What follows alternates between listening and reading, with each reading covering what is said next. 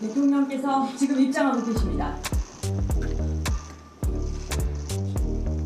제 주변의 일로 국민들께 걱정과 염려를 드리기도 했습니다. 모든 것이 제 불찰이고 제 부덕의 소치입니다. 국민 여러분께 먼저 죄송하다는 말씀, 진심 어린 사과의 말씀부터 드리고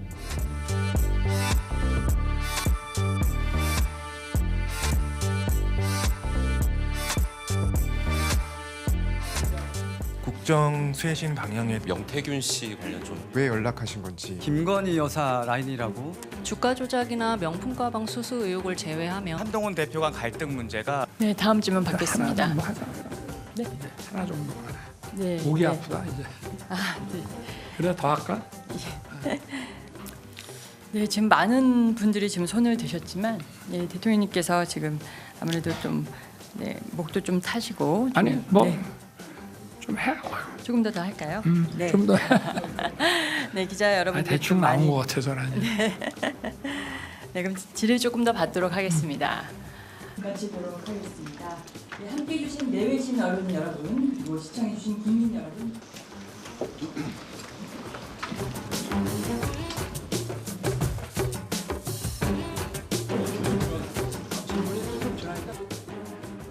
김민수 전 대변인 보겠습니다. 뭐라고 오늘 총평을 적으셨습니까? 한번 말씀해 주시죠. 네, 마부작침이라고 적었습니다. 어려운데 좀 네. 풀어주세요. 네네. 도끼를 갈아서 바늘을 만든다 하는 건데요. 아. 그러니까 끝까지 노력하면 되지 않는 것이 없다라고 하는데 아. 오늘 윤석열 대통령의 그 기자회견은 사과를 볼 수 있었고요. 네. 그리고 또 이제 사과를 제외한다라고 하면 국민들께서 궁금해하시는 거에 대한 대답, 응답이 있었고 네. 또 세 번째는 임기 초부터 계속해서 이야기해왔던 강조했던 대한민국에 꼭 필요한 개혁 과제와 네. 대한민국의 역량, 미래 역량과 관계된 산업들에 대한 부분들, 비전을 말씀하셨던 것 같습니다. 네. 근데 윤석열 대통령이 사실 말하는 개혁 과제가요, 정치권에서 인기가 참 없는 주제예요. 정치인들이 피하고 싶은 예를 들면 주제들입니다. 뭐가 있을까요? 뭐 노동개혁도 아하. 그렇고요, 국민연금개혁도 그렇고요.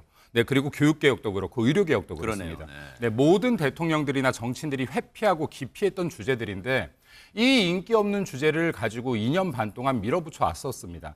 누군가는 해야 된다. 먼 미래를 보면 보편적인 국민적 이익에 부합한다라고 해서 누군가는 해야 된다라는 마음으로 밀어붙이고 있는데 오늘도 네. 이 부분에 대한 강조를 다시 한번 하더라. 정리해 볼까요? 왜냐하면 네. 나중에 또 얘기가 구체적으로 나올 테니까 1분 정도씩만 할게요. 그래서 한 10초만 더 드릴게요. 네네. 네, 그래서 여기에 아직까지 윤석열 대통령에 대한 호불호가 있고 국민들 실망이 있는 거 분명히 네. 맞습니다만은 남은 반내 임기 동안에 윤석열 대통령이 역전할 수 있는 기회들이 이러한 개혁 과제와 그리고 경제 등등의 다른 민생들로 네. 분명히 만들 수 있을 것이다라는 희망 회로를 한번 돌려보고 싶습니다. 네. 네. 반대편 대척점에 서 계신 우리 강성필 부위원장님이 김민수 대변인 말씀하신 동안 엷은 미소를 띄우셨어요. 어떤 미소인지 좀 들어볼 텐데 시간을 제가 대충 체크해 보니까 1분 20초 정도 하셨으니까 똑같이 드릴게요. 강성필 부위원장님 어떻게 보셨습니까? 전 대통령께서 우문현답이 없었다 이렇게 말씀드리고 싶습니다. 아. 그러니까 우문현답이라는 것은 어리석은 질문을 해도 명석하게 현명한 답을 줘야 된다는 건데 네. 쉽게 말해서 대통령실의 기자들이 대통령 자주 보잖아요. 네. 그러니까 점잖게 물어봤단 말이에요. 아. 그러니까 또 점잖게 다른 말을 하시더라고요. 음흠. 그러니까 물론 A를 물어봤는데 B까지 이렇게 동문서답은 아니었지만 A를 물어봤는데 A-1 정도로 답을 자꾸 비켜가시는 듯한 아하. 딱 정확한 대답을 안 하시더라고요. 네. 그래서 답답한 기자가 말을 했습니다. 그러니까 대통령께서 뭐라고 말씀하시냐. 딱 집어서 물어보면 내가 대답을 할 텐데 또 대통령이 뭐 미주알 고주알 말하는 것은 또 부적절하다라는 식으로 또 돌아가시더라고요.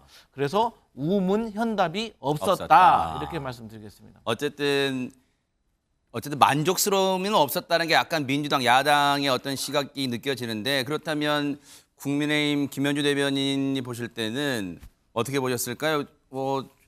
김민수 대변인과의 좀 결이 비슷할지도 궁금합니다. 어떻습니까? 결이 뭐 꼭 같지는 않을 것 같습니다. 네. 저는 민심은 움직이는 거야라고 적었는데요. 네. 뭐 한때 그 유명한 드라마에 사랑은 움직이는 거야라는 그 유명한 대사가 있지 않습니까? 네. 거기에다 이제 민심을 좀 대입시켜봤습니다. 실상 이번 그 대국민 담화와 기자회견이 그 외교 활동 끝난 이달 말쯤에 사실은 잡혀 있었거든요.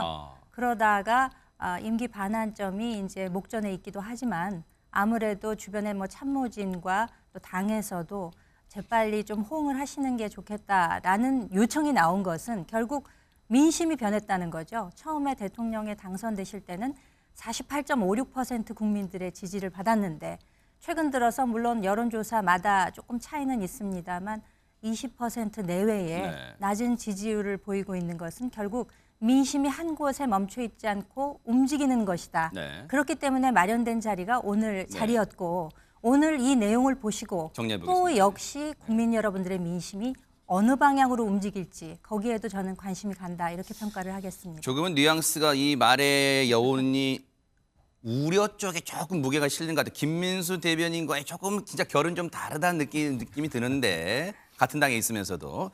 자, 우리 전현 평론가님은 또 우리 지금 민주연구 부원장도 하고 계세요. 당의 입장 뭐 꼭 대변인까지는 아니지만 뭔가 이 당에서 볼 때 시선을 좀 느낄 수 있을 것 같습니다. 전현 평. 네. 그렇습니다. 이건 우려 정도가 아니고 분노고요. 한마디로 끝장 기자회견이 아니라 끝장 변명이었습니다.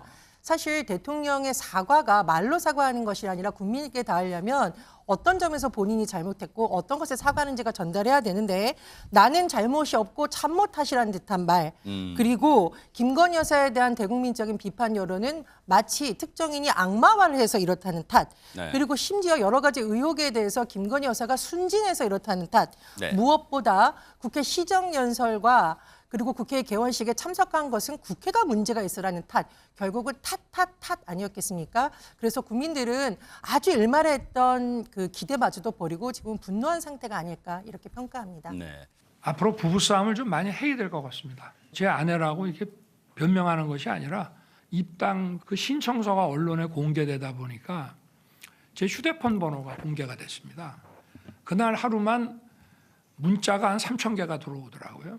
그래서 저는 이제 하루 종일 뭐 사람들 만나고 이제 지쳐갖고 집에 와서 쓰러져 자면은 아침에 이렇게 일어나 보면 5시, 6시인데 안 자고 이렇게 엎드려서 제 휴대폰을 놓고 계속 답을 하고 있는 거예요. 그래서 미쳤냐? 지금 잠을 안 자고 뭐 하는 거냐? 그랬더니 아니 사람들이 이렇게 지지하는 사람들 또 뭐 이런 것 좀 잘해라 하는 사람들이 있는데 고맙습니다라든지 뭐 잘하겠습니다라든지 잘 챙기겠습니다. 아니 뭐 답을 해줘야 하는 것이지. 이분들이 다 유권자인데 그러면서 잠을 안 자고 완전히 그 날밤이 바뀌어가지고 그렇게 했었습니다.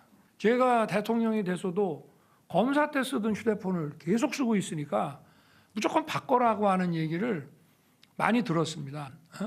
사실은 제 처도 휴대폰 바꿨어야 되고요. 저하고 통화하신 분 아마 손들으라고 그러면 무지하게 많을걸요.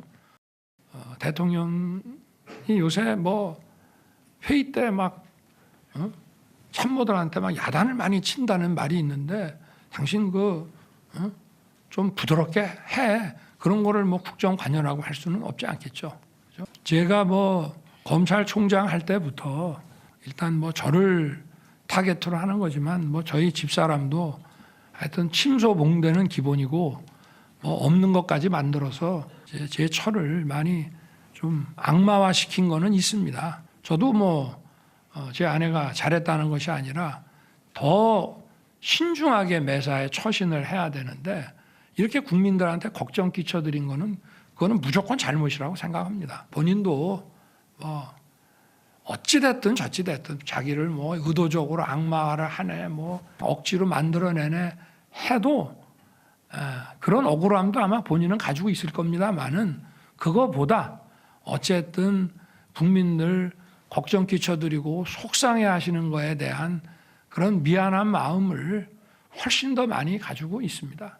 그래서 저보고도 뭐 그동안의 국정 성과 뭐 이런 얘기만 하지 말고 사과를 좀 많이 하라고 모르겠습니다. 이것도 국정 관여고 뭐 농단은 아니겠죠.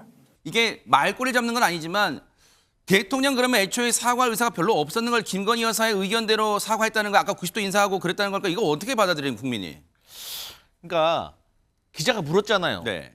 김건희 여사가 직접 사과할 의사가 있냐? 그러면 사과할 의사가 있다 없다로 대답을 먼저 하셨어야죠.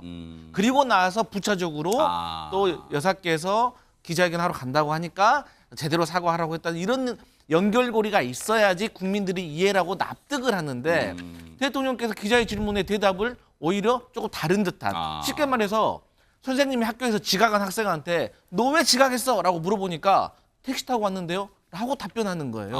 뭔가 관련이 있는 듯 하지만 정확한 답변이 아닌 거예요. 그렇기 때문에 제가 우문현답이 아니라 현문우답이라고 말씀드리는 겁니다.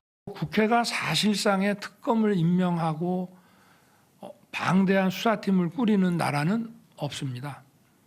그거는 명백히 자유민주주의 국가들의 상권 분립 체계에 위반되기 때문입니다.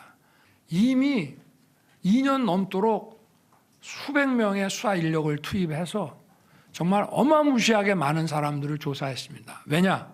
김건희의 기소할 만한 혐의가 나올 때까지 수사를 했습니다. 그런데 기소를 못했지 않습니까? 그거를 다시 방대한 규모의 수사팀을 만들어서 수사를 한다. 그게 문제가 있고요.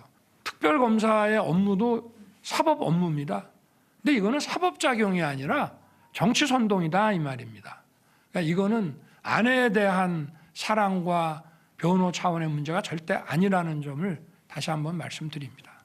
제가 당선인 시절에 그런 당에서 진행하는 공천을 가지고 제가 왈가불가할 수도 없고 또 인수위에서 진행되는 걸 꾸준히 보고받아야 되고 저는 저 나름대로 그야말로 고3 입시생 이상으로 바빴던 사람입니다. 오랜만에 몇 달 전에 저한테 좀 많이 소원했을 것 같아서 저도 받았고 무슨 공천에 관한 얘기한 기억은 없습니다만은 했다면은 당에 그냥 이미 정해진 얘기 아마 그 시기에는 거의 정해졌을 것이고 명태균 씨한테 무슨 여론조사를 해달라는 얘기를 한 적은 없습니다. 여론조사가 잘 나왔기 때문에 조작할 이유도 없고 뭐 또 잘 안 나오더라도 그거를 조작한다는 거는 전 인생을 살면서 그런 짓은 해본 적이 없습니다.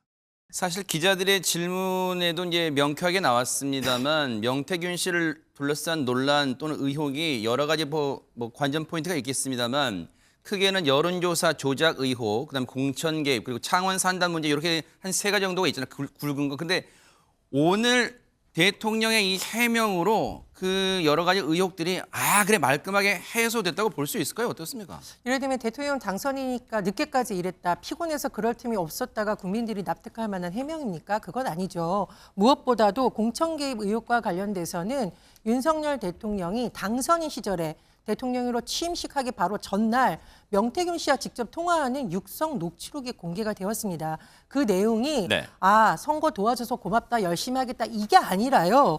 공간위를 통해서 김영선 전 의원을 직접 챙기려고 했는데 잘 안 됐다라고 아주 구체적으로 등장을 합니다. 그런데 이제 와서 공천 얘기한 기억이 없다라고 하시면 어떤 국민들이 이걸 납득할 수 있겠습니까? 최근 대통령에 대한 여론조사를 한번 꼭 보시고요. 왜 이렇게 대통령에 대한 국민들이 신뢰도가 낮아졌는지 그것은 본질적으로 범죄 의혹도 있습니다만 대통령이 혹시 거짓말을 하는 건 아니냐 이런 의구심이 더 커지기 때문이라는 것 대통령실도 유념해야 된다고 봅니다.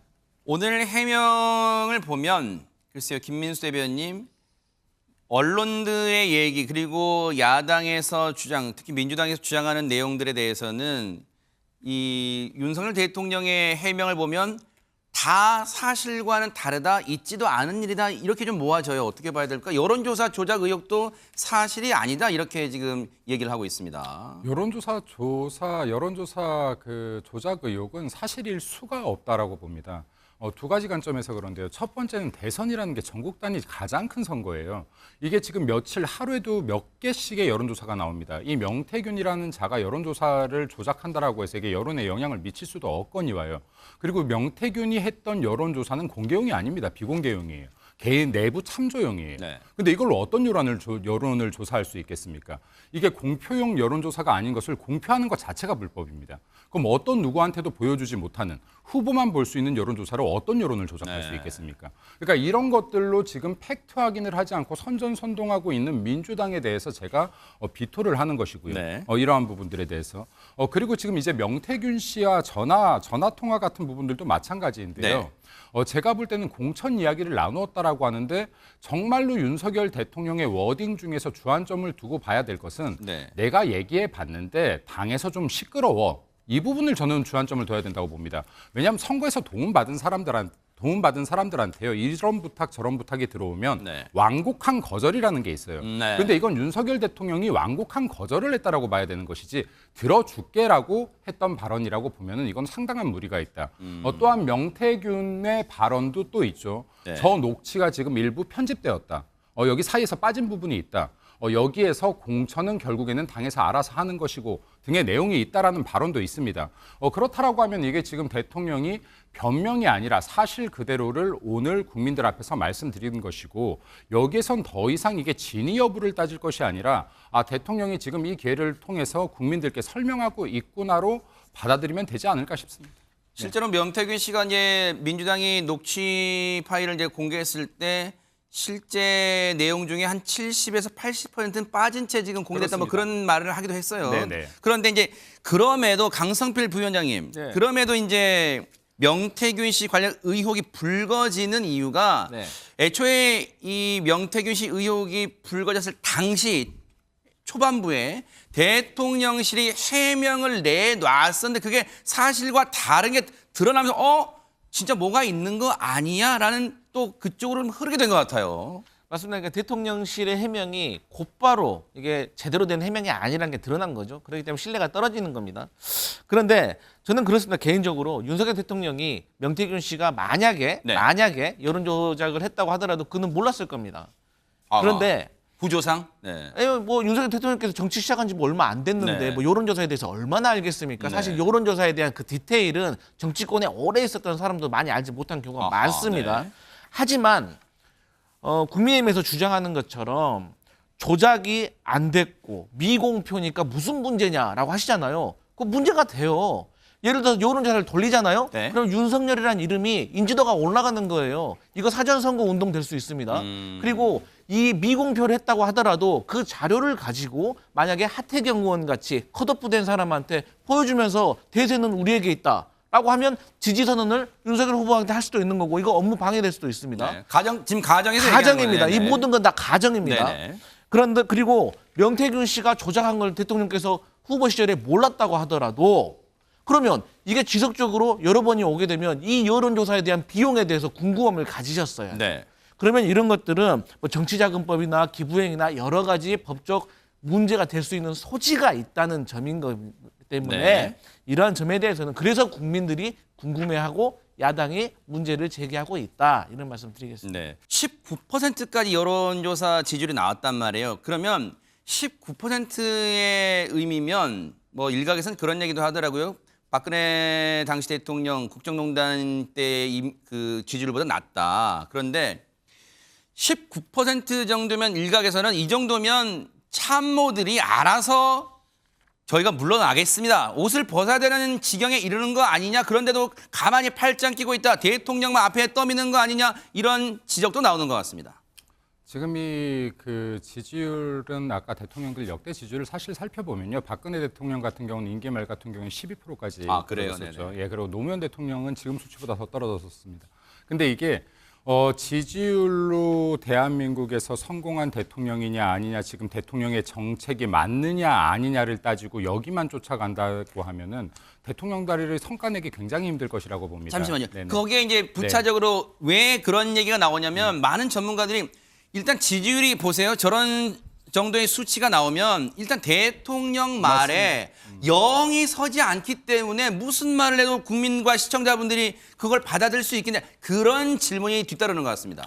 그래서 지금 대통령이 이 부분에 대한 발언을 이미 한 것 같아요. 그러니까 그럼에도 불구하고 지금 일에 대한 영속성이나 지금 일을 완벽하게 완수할 수 있는 사람들이라면 남겨놓을 것이고 업무에 문제가 있는 사람들, 이 업무에 도움이 되지 않는 사람들, 적합지 않은 사람들은 교체를 해나갈 것이다라고 했는데 방금 앵커님의 말씀은 사실은 전략적으로, 정치적으로 이런 게 필요하지 않냐. 전 여기에 동의합니다. 그러니까 이런 부분에 대해서는 대통령이 만약에 지금 이런 규칙을 가지고 기준을 가지고 밀고 나간다라고 하면 참모들에서라도 어느 정도의 완급, 그러니까 이런 좀 보충 역할을 하는, 완충 역할을 하는 부분들이 필요하지 않을까는 저도 사실은 절실하게 공감하고 있습니다. 이게 왜냐면 오늘 이제 많은 분들이 시청하셨겠지만 물론 격한 편일 수 있어요. 이제 물론 그리고 늘 대립각을 세웠던 유승민 전 의원 같은 경우는 어제 한 라디오 인터뷰에서 특히 김건희 여사 부분에 대해서는 정말 읍참마속의 심정으로 이런 표현까지 있었어요. 옛 조선시대로 치면 귀양, 유배까지 보내는 그런 특단의 조치를 취해야 된다. 이런 조금은 이제 강한 표현까지 썼습니다. 네. 대통령이 그 정도로 과감하게 국민들이 원하는 수준의 쇄신과 개혁을 해야 한다를 정말 상징적으로 보여주는 단어입니다. 네. 근데 저는 전제를 하나 붙이겠습니다. 뭘까요? 만약에 김건희 여사에게 유배와 귀양 수준의 어떤 조치를 대통령실이 한다면 조건이 하나 있습니다. 인터넷이 안 터지고 휴대전화를 빨리 전 국민에게 공개해야 됩니다. 이 김건희 여사의 전화 여부, 휴대전화 문제가 끊임없이 터지고 있는데 네. 제가 보니까 오늘 윤석열 대통령도 그 부분을 다 보여달라고 말씀 못 하시는 것 같아요. 나중에 만약에 김건희 여사의 육성이라던가 또 논란이 터지면 그때는 어떻게 할 거냐는 거죠. 정부가 이렇게 우왕좌왕하고 대통령의 어떤 하고자 하는 일을 제대로 못하면 여당 지지층만 불행한 게 아닙니다. 모든 국민들이 이 불안한 시기, 미국 지금 대선 계속 나오고 있죠. 네. 미국 대선 문제를 비롯해서 여러 가지 상황에서 국정이 사실상 마비되는 그런 부작용이 올 수가 있습니다. 네. 대통령이 이 부분에 대해서 특히 김건희 여사 문제에 대해서 자꾸 감쌀 것이 아니라 빨리 결단을 해야 되고 국민의힘에서는 앞으로 예정된 김건희 여사 특검을 빨리 수용을 해서 더 이상 이 문제가 국회의 블랙홀이 아니라 빨리 해결될 수 있는 방안을 찾아야 됩니다. 그런 점에서 김현주 대변인님, 이제 임기 반환점 굳이 따지자면 다음 주 월요일이 딱 이제 절반 정도 돼요. 이 다음 주가 이제 그 월요일이 10일이니까 전환점을 이제 딱 도는데 마지막 국정 후반기의 동력이 오늘 회견으로 마련됐다고 볼 수 있어요. 왜냐하면 과연 한동훈 대표가 오늘 회견 이후에 어떤 반응을 내놓을지 언론들이 초미의 관심을 가졌는데 아직까지 전해진 건 없는 것 같아요. 네. 혹시 이제 들으신 게 있는지 아니면 혹시 분위기상으로는 한동훈 대표는 오늘 회견을 어떻게 바라봤을까 많은 분들이 또 궁금해하실 것 같습니다. 어떻습니까? 제가 그 내용까지는 파악을 네네. 하지 못한 채로 방송에 들어오기는 했는데요. 네. 그런데 이제 그 답이라고 한다면은 지난 월요일에 당에서 당 대표가 대통령실을 향해서 한 요청이 있었지 않습니까? 네 가지 5가지. 요청이 있었죠. 네. 네네. 대국민 사과를 해야 그렇죠. 된다. 참모진을 전면 개편하고 네. 내각을 전체적으로 다 그렇죠. 쇄신해야 된다. 그리고 김건희 여사의 활동을 중단해야 즉각 된다. 전면 그렇죠. 중단해야 된다. 네. 그리고 특별감찰관 임명해야 된다. 이제 이런 것들. 이게 이제 최소한의 필요 조건이라는 설명이 붙었습니다. 네. 이것이 이제 전부가 아니라 왜냐하면 지금 국정 지지에 부정적인 의견을 표하시는 국민들이 부정적인 요인으로 뽑는 것의 1위가 한 2, 3주 전부터 김건희 여사 관련 문제, 그러니까 주변 문제 이렇게 지금 국한이 되고 있습니다. 그렇다고 하면은 이 문제에 대한 해소 없이는 우리가 그 어떤 정책적인 여러 가지 확장을 해 나간다 하더라도 이것이 국민들 눈에 띄질 않는다는 거죠. 그렇기 때문에 오늘이 굉장히 중요했고 그러니까 이번 일요일이 10일입니다. 다음 주 월요일은 11일이고 네. 그러면 이번 주말을 통해서 그러네요. 맞아요. 임기 네. 반환점을 맞게 되는데 더군다나 임기 반환점을 맞는 이 시점에 국정 지지도가 이렇게 낮다고 하는 네. 것은 결국 국정의 동력을 어디서 찾을 수 있을 것인가에 대한 굉장한 어려움을 내포하고 있는 내용이거든요. 그렇기 때문에 그것을 간곡히 요청을 드렸던 것이고 오늘 그래서 마련된 민심에 따라 마련된 자리였기 때문에 오늘의 기자회견이 과연 민심에 어느 정도 가서 닿을 수 있을지 그 점에 관해서는 아마 한 대표도 지금 좀 고심을 하고 있지 않을까라고 짐작을 해봅니다. 역시 김현주 대변인님이 오늘 간담회와 기자회견을 바라본 총평을 써달라고 했을 때 적었던 그 민심을 지금도 다시 언급하는 거예요. 그러면 강성필 부위원장님, 과연 민심에 부합했냐가 오늘 최대의 관전 포인트였을 것 같아요. 그래서일까요? 지금 이제 민주당에서는 어제 상황으로는 기자회견의 내용을 보고 그게 정말 국민 눈높이에 맞지 않고 기대에 미흡하면 일단은 전략적으로는 뭐 전술적으로는 명태균의 폭로 녹취 파일을 추가로 뭐 공개할 수도 있다 이런 으름장을 놓기도 했어요. 근데 실제로 뭐가 있는지는 모르겠습니다만 지금 대여 공세를 강화할 채비를 뭐 하는 듯한 느낌을 받을 수가 있어요. 어떻습니까? 저희 민주당으로서는 어쩔 수 없이 공격의 수위를 또 높일 수밖에 없다. 그러니까 앞서 말씀드렸지만 대통령께서 지금 위기라고 생각을 안 하세요. 대통령만 빼놓고는 다 위기라고 하는데 대통령께서는 위기라고 생각 안 하시니 저희가 야당으로서 역할 뭡니까? 견제도 하지만 민심을 제대로 전달해 드려야죠. 그리고 어쨌든 이번 기자회견은 두 가지였습니다. 첫 번째는 김건희 여사 특검법에 대해서 대통령께서 어떻게 하실 건지 그리고 인적 쇄신은 어떻게 하실 네. 건지. 그런데 저희 야당이 느끼기에는 첫 번째도 두 번째도 전혀 새로운 게 없었다. 저는 그래서 많이 실망스러웠다 이런 말씀드립니다. 제가 내용을 자세히 못 봐서 뭐 입장을 말씀드리기는 좀 이른 것 같고 다만 뭐 전해지는 얘기들을 들어보면 우리 국민들께서 그렇게 흔쾌히 동의할 만한 내용은 아닌 것 같습니다. 거짓말과 변명으로 일관한 담화, 김건희 특검이 헌법에 반한다는 황당무계한 주장까지 했습니다. 특검이 3건 분립 위배라면서 정작 자신은 왜 박근혜 전 대통령을 수사하는 특검에 참여했습니까?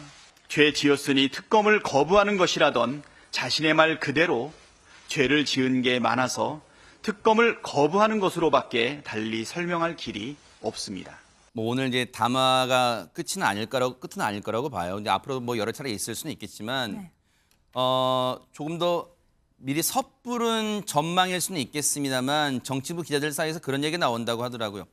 국정농단 시기 때 당시 박근혜 대통령도 3차례 정도의 대국민 담화를 했지만 자기 변명으로 일관하다 보니까 오히려 역풍을 맞았다. 그걸 반면 교사 삼아야 된다 이런 목소리도 나오고 있는데 어떻게 봐야 될까요? 글쎄요, 그 MB 정부 때 네. 그 2008년에 광우병 사태가 터지면서 50%를 아마 상회했던 그 지지도가 아주 급전직하를 한 적이 있습니다. 그 당시에 5월과 6월에 두 차례 이명박 전 대통령이 진솔한 사과를 하면서 그러니까 사실 여부와 상관없이 광우병에 관련된 사실 여부와 상관없이 진솔한 사과를 하면서 그 이후에 서서히 지지율이 올라가면서 결국은 정권 재창출, 박근혜 정부로 이어지는 결과가 나오기도 했었습니다. 물론 국면이 다르기는 합니다만 박근혜 전 대통령은 사과 이후에 그 지지율이 호짜리로 떨어지는 그런 결과가 나왔습니다. 물론 최서원 씨 관련 태블릿 PC가 공개되는 여파도 있었습니다만 그렇기 때문에 국민 여러분들은 국민의 시선이라고 하는 것이 왜 중요한가? 국민 여러분들께서 그걸 보고 판단을 하시는 거거든요. 과연 이것의 진실 여부 그리고 대통령의 태도 여러 가지를 놓고 판단을 하시는 것이기 때문에 여기에서 오늘이 상당히 중요했던 어떤 터닝 포인트가 될 수 있었다는 점에서 과연 오늘 대통령의 답변이 국민 여러분들의 마음을 촉하게 해드리기에 충분했을지 좀 당 차원에서는 굉장히 좀 염려 어린 시선으로 보고 있는 것도 사실이라는 말씀을 역시 드리겠습니다. 마지막까지도 김민수 대변인님과의 조금 결은 조금 온도차 느껴진다. 같은 당이지만.